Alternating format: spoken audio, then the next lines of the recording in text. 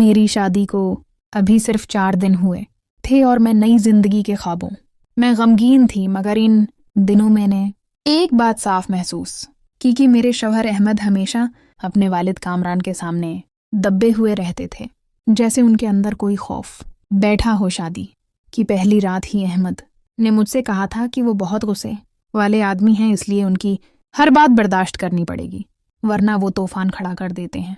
मैंने उसे हंस कर टाल दिया, मगर चंद दिनों में मुझे भी कामरान के सख्त लहजे और बर्ताव का अंदाजा हो गया। वो छोटी छोटी बातों पर अहमद को डांट देते थे। 5वें दिन सुबह सवेरे अहमद खुशी बोला कि आज हम कहीं बाहर घूमने चलेंगे।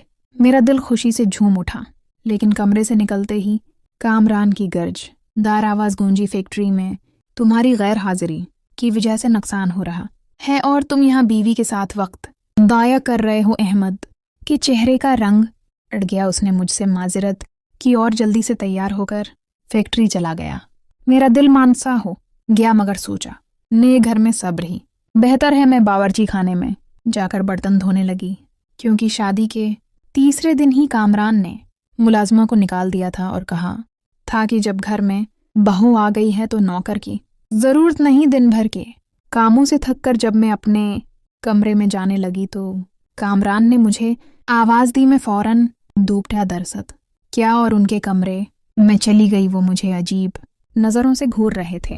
मैं अदब से बोली, अबू जी कुछ चाहिए? उन्होंने होठों पर जबान फेरते हुए कहा, दूध पहना है। मेरा दिल जोर से धड़कने लगा। मैं फौरन किचन गई, फरीद से दूध निकाला और गिलास में डालकर उनके कमरे में ले आई। गिलास रखते ही उठने लगी तो कामरान बोले, बैठो ना, कुछ देर घर में तुम्हारे अलावा और कौन है जो मुझसे बात करे? वहां करसी नहीं थी, इसलिए मुझे मजबूरन बिस्तर के कोने पर बैठना पड़ा। उनकी नजरें मेरे चेहरे से होते हुए पूरे जिस्म पर टक गईं और मैं अपने दुपट्टे का ज्यादा ख्याल रखने लगी। उन्होंने गिलास होंठों से लगाया, मगर फौरन हटा लिया और कहा, यह बहुत ठंडा है, मुझे तो गर्म दूध पसंद है। मैंने जल्दी से गिलास उठाया और किचन की तरफ भागी। दिल जोर से धड़क रहा था और माथे पर पसीने के कतरे नुमायां हो गए थे। दूध गर्म करके दोबारा ले गई तो कामरान ने मेरा हाथ थाम लिया। एक लम्हे के लिए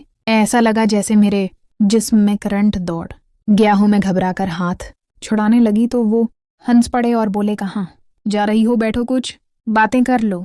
तन्हाई बहुत तकलीफ देती है। उनकी आवाज में एक अजीब सी खंग थी, जिससे मेरा दिल और भी बेचैन हो गया और मुझे पहली बार लगा कि उस घर में मेरे साथ कुछ गलत होने वल्ला है। अगले दिन जब अहमद सुबह सवेरे फैक्ट्री चला गया तो मैंने पूरे घर के बर्तन धोए, फर्श साफ क्या और बावर्ची खाने की सफाई मुकम्मल की। थकी हारी अपने कमरे की तरफ जा रही थी कि कामरान ने फिर मुझे आवाज दी। इस बार मेरे कदम जैसे जमीन में धंस गए, क्योंकि कल रात का मंजर बार बार मेरी आंखों के सामने आ रहा था। मैंने खुद को संभाला और दोपटा अच्छी तरह लपेटकर उनके कमरे में दाखिल हुई। कामरान कुर्सी पर बैठे हुए थे, आंखों में एक अजीब सी चमक थी। उन्होंने मुस्कुराकर कहा, नायाब, कल तुमने मुझे बहुत अच्छा दूध दिया, मगर आज मैं चाहता हूं कि तुम मेरे पास बैठो और थोड़ी देर साथ दो। मैं हचकचाते हुए बोली, अबू जी मुझे अभी खाना भी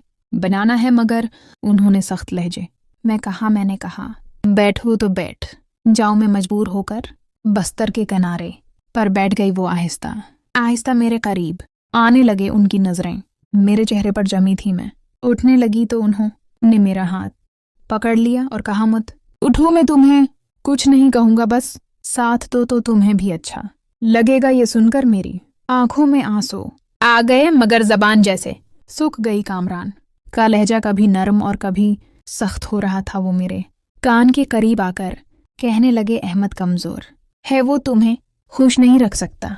असल मर्द की ताकत देखनी है तो मेरे साथ रहो।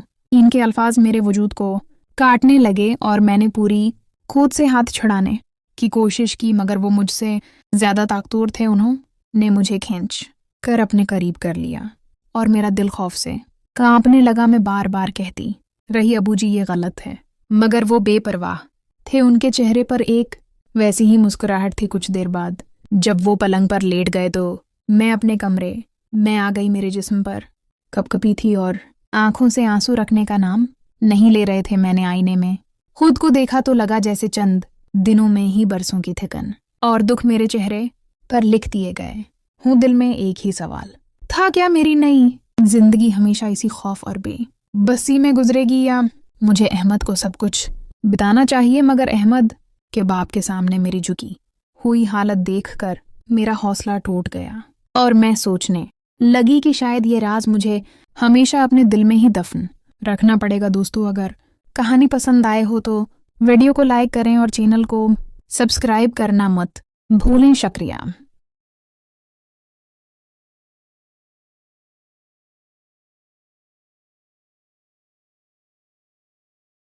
अहमद किताबों की दुकान के एक खामोश कोने में खड़ी पुरानी किताब के वरक पलट रहा था कि अचानक एक कागज जमीन पर गिर पड़ा। वो झुककर उसे उठाने लगा तो देखा कि उस पर किसी ने अपने हाथ से लिखा था, मोहब्बत वो नहीं जो वक्त के साथ बदल जाए, मोहब्बत वो है जो वक्त को बदल दे। ये जुमला इसके दिल को छू गया और वो हल्की सी मुस्कुराहट के साथ कागज को किताब के अंदर रख रहा था कि अचानक उसे महसूस हुआ कि कोई उसे गौर से देख रहा है। वो चौंक कर सिर उठाता है तो सामने एक लड़की खड़ी थी।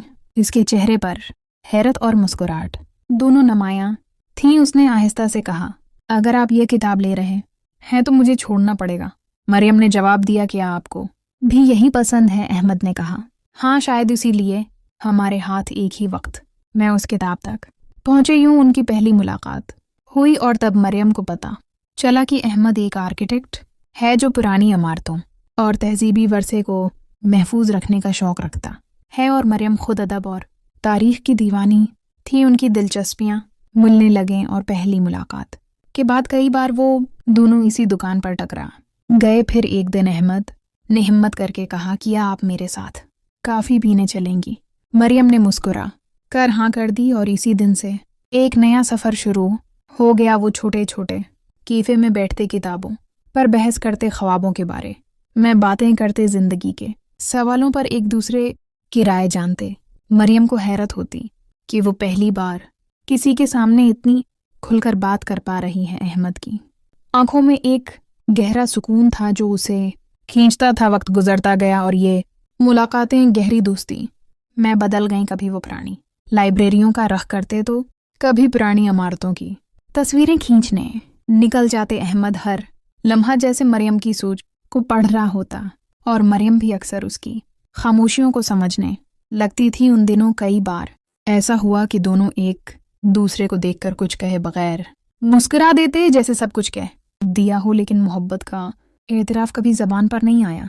दोनों अपनी अपनी जगह सोचते मगर चुप रहते। शायद डर था कि कहीं ये दोस्ती भी ना ख़त्म हो जाए। फिर एक दिन अहमद ने बताया कि उसे बिरून मुल्क एक बड़े प्रोजेक्ट पर जाना है। ये सुनकर मरियम का दिल गम से भर गया, मगर उसने कुछ जाहिर नहीं होने दिया। वो रात देर तक जागती रही, बार बार वही कागज़ निकालती जिस पर लिखा था, मोहब्बत वक्त को बदल देती है। वो सोच रही थी कि अगर अहमद चला गया तो उसकी ज़िंदगी कैसे बदलेगी। जाने से एक दिन पहले अहमद ने उसे बुलाया और कहा, ये कागज़ तुम्हारे पास होना चाहिए क्योंकि ये हमारी कहानी की शुरुआत है और मैं चाहता हूँ ये शुरुआत कभी ख़त्म ना हो। मरियम की आंखें नम हो गईं, लेकिन उसने मुस्कुराकर कागज़ थाम लिया। अहमद ने कहा, वापसी की ज़मानत नहीं दे सकता, लेकिन ये ज़रूर कहूँगा कि मेरा दिल जहाँ भी होगा तुम्हारी दाह से जड़ा रहेगा इस लम्हे। मरियम ने पहली बार हिम्मत की और कहा, फिर जाओ, ज़रूर जाओ, लेकिन ये याद रखना कि कुछ लोग वक्त को नहीं बदलते बल्कि वक्त उन्हें भी बदल देता है, तुम्हें बदलने नहीं देता और तुम मेरे लिए ऐसे ही हो। ये सुनकर अहमद ने उसका हाथ थाम लिया और दोनों की आंखों में वो सब कुछ कह दिया जो अल्फाज कभी अदा न कर सके। महीने गुजरते गए, फिर साल बीत गए। मरियम अपनी पढ़ाई और काम में मसरूफ़ हो गई, मगर अहमद की याद उसके हर लम्हे में शामिल रही। वो अक्सर वही किताबों की दुकान जाती, पुरानी किताबें देखती और सोचती कि शायद किसी दिन फिर अहमद सामने आ खड़ा हो। इस दौरान वो कई बार खतूत लिखती, मगर कभी जवाब न आता। फिर भी उम्मीद का दिया बुझने न देती। हर शाम वो पुराने कागज़ को निकालती और इस पर लिखे अल्फाज पढ़कर अपनी आंखें बंद कर लीथी, जैसे अहमद की आवाज़ सुन रही हो। दोस्त अहबाब ने कई बार कहा कि जिंदगी आगे बढ़ाओ, मगर मरियम के लिए मोहब्बत का मतलब इंतज़ार था, और वो इंतज़ार जिसमें सब्र और यकीन हो। उसका दिल कहता था कि एक दिन अहमद ज़रूर लौटेगा। फिर एक दिन अचानक वही दुकानदार बोला, बेटी तुम्हारे लिए एक पैकेट रखा है। मरियम ने हैरान होकर पैकेट खोला तो अंदर एक नई किताब थी, और उसके पहले सफ़े पर अहमद की तहरीर थी, मोहब्बत वक्त को बदल देती है, और अब वक्त मुझे तुम्हारे पास वापस ले आया है। मरियम की आंखों से आंसू बहने लगे और उसने धड़कते दिल के साथ पलटकर देखा तो दरवाजे पर अहमद खड़ा था, पहले से ज्यादा थका हुआ, मगर चेहरे पर वही पुरानी मुस्कुराहट। वो लम्हा मरियम की जिंदगी का सबसे खूबसूरत लम्हा था। उसने सब कुछ भला दिया, सारी जदाई, सारे आंसू, सब्र और दौड़ कर उसके करीब पहुंच गई। अहमद ने आहिस्ता से कहा, मैं वापस आ गया हूं, क्योंकि वक्त चाहे जो भी इम्तिहान ले, मोहब्बत वही है जो आखिरकार जीतती है। और यूं एक कागज से शुरू होने वाली कहानी दिल की किताब के सबसे खूबसूरत सफ़े पर हमेशा के लिए रकम हो गई। दोस्तों, अगर कहानी पसंद आई हो तो वीडियो को लाइक करें और चैनल को सब्सक्राइब करना मत भूलें। शुक्रिया।